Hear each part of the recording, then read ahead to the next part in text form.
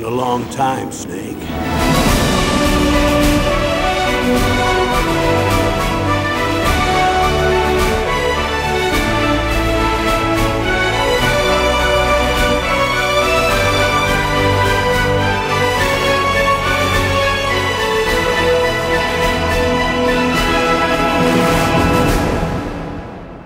Developed and published by Konami, Metal Gear Solid was my introduction to the world of tactical espionage action.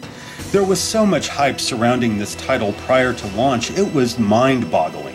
The incredible cinematic visuals, mature narrative, and dynamic game mechanics had me hooked with the first demo. Mind you, I had never even heard of Metal Gear or its sequel, Metal Gear 2: Solid Snake, which makes sense. The series was born on Microsoft's MSX2 home computer, a console that didn't get much traction outside of Japan. Aside from a second-rate port for Nintendo's entertainment system, Hideo Kojima's little stealth series slipped past me until its debut in October of '98 for Sony's PlayStation.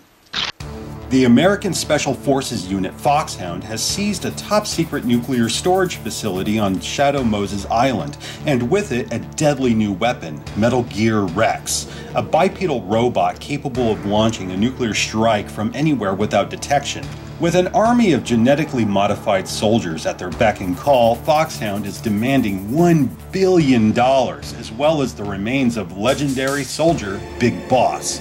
If their demands are not met within 24 hours, North America will be a quiet neighborhood for about 10,000 years. You play as Solid Snake, now a legendary soldier in his own right, who's forced out of retirement in order to neutralize this terrorist threat. Your only support at first is your old CO, Colonel Campbell, Dr. Naomi Hunter, and Mei Ling. Are you stuck somewhere? Call the Colonel for advice. Need to back up your game? Give Mei Ling a ring. They're all available via codec, or radio communication for us commoners. We also have your former mentor, Master Miller, and a nuclear weapons expert, Nastasha Romanenko. Jesus, Snake has support coming out the ass. Along the way, Snake will meet up with the Colonel's niece, Meryl, and Metal Gear's designer, Dr. Hal Emmerich. As the mission progresses, you'll uncover hidden agendas and wild conspiracies while getting to know your allies as well as your foes. The gameplay is fucking killer. You'll be sneaking past guards and surveillance cameras, procuring weapons, and collecting items throughout. Most environments are large enough for players to hide from enemy sight. You can press yourself up against the wall as a clueless guard passes, crawl under a truck, or just hide out in a cardboard box. Yeah, still one of the funniest things I've ever seen. Choosing the best course of action depends greatly on how well you survey your surroundings. The Soliton radar makes that relatively painless. However, it's not that easy. Running over grates will create noise. Trudging through snow will leave footprints. These details may be commonplace now, though they were revolutionary then. It's innovations like this that separated Metal Gear Solid from many games of the era. Even better, say you're not a cautious player. Stealth just isn't your thing. Fear not, for there's plenty of weapons on hand to satisfy your bloodlust. You have a pistol that can be fitted with a suppressor, a machine gun, sniper rifle, and a goddamn remote-controlled missile. Didn't even mention the grenades and plastic explosive. Mind you, acting like a trigger-happy sociopath will make for a much harder game. Going postal typically alerts all nearby guards to your presence, meaning they will hunt your sick ass down. Still, it is an option. Another thing I like about the weapons is that they're often incorporated in puzzles and boss fights. In the former, you need plastic explosive to reveal hidden doorways. The remote-controlled missiles used to knock out a control panel linked to an electrified floor. Damn! As for boss battles, the only way you'll beat Sniper Wolf is with a sniper rifle. When you first engage the terrorist leader, Liquid Snake, you'll be hurling Stinger missiles at his Russian chopper. That's incredible, Snake! These encounters are just as iconic as the bosses themselves. The duel with Revolver Ocelot is one of my favorites. Vulcan Raven left me sitting in a puddle of piss when I first went up against his tank. But Psycho Mantis? Holy shit, this was a mindfuck like no other. Bear in mind, the DualShock analog controller had only been out a few months in North America, and Metal Gear Solid was one of the first games to implement it. Here we have a boss that acknowledges this is all a game, which is weird enough as it is, instructing the player to set their controller down so he can move it using psychokinesis. It blew my fucking mind. Even more startling was how to beat him. The motherfucker's telepathic, so he can read your every move, literally. He will dodge every shot you throw until you switch to the second controller port. Now Psycho Mantis can't read your mind. That's fucking crazy. I mean, imagine trying that shit now with wireless controllers. Don't be so dense. Speaking of control, it's almost flawless. The one thing holding it back for me is that you can't walk. Not a huge gripe by any means, though it would have made some scenarios easier to manage. All in all, the gameplay is first rate. This is definitely a game you can play over and over again. In fact, this is most certainly encouraged since there's 2 endings, both of which yield a unique reward that can be used with your next playthrough. Like what, you ask? How about stealth camouflage? Now that is some wicked Predator shit right there. Besides, there's so many Easter eggs hidden throughout that it's hard to imagine anyone finding everything in their first go. Not bad for a 20-year-old game, don't you think? Age hasn't slowed you down one bit.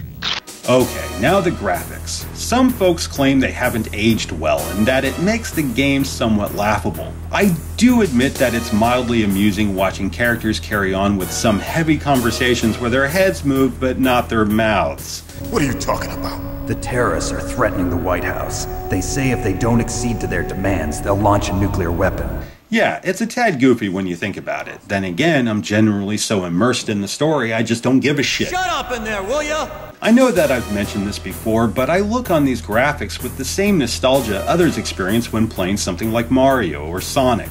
These visuals have been surpassed, but they look amazing for the time. The use of lighting and composition is masterful, and I've always liked how they simulated a rack focus during cinematics. Again, it's those little details. Giving these visuals greater dramatic weight is the score.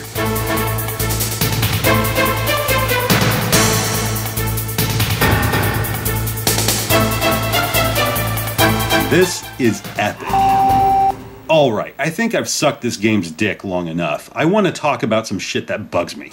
Believe it or not, it's Kojima's writing. Don't get me wrong, this is a great story, and of all the games in the main canon, it remains his strongest.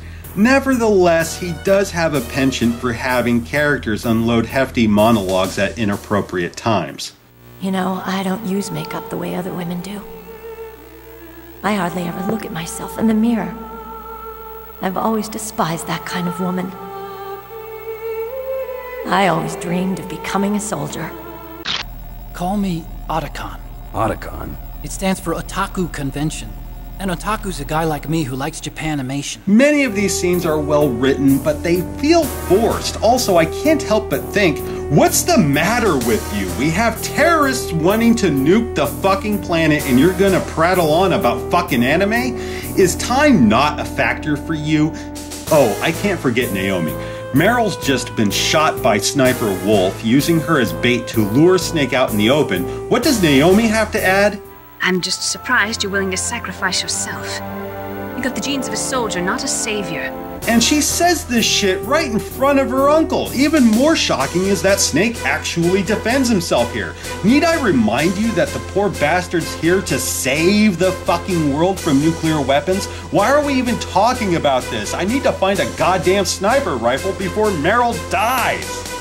Furthermore, Kojima has a bad habit of book-ending sequences of intense action with lengthy dumps of exposition, either through cinematics or codec. There are times where it feels as if Metal Gear Solid wants to be a movie more than a video game. It tends to balance the two well, but... So patriotism is your excuse for circumventing the Constitution? That's a mouthful. These irritations are minor. Every character has a place in this universe, complete with thoughtfully written backstories brimming with emotional complexities.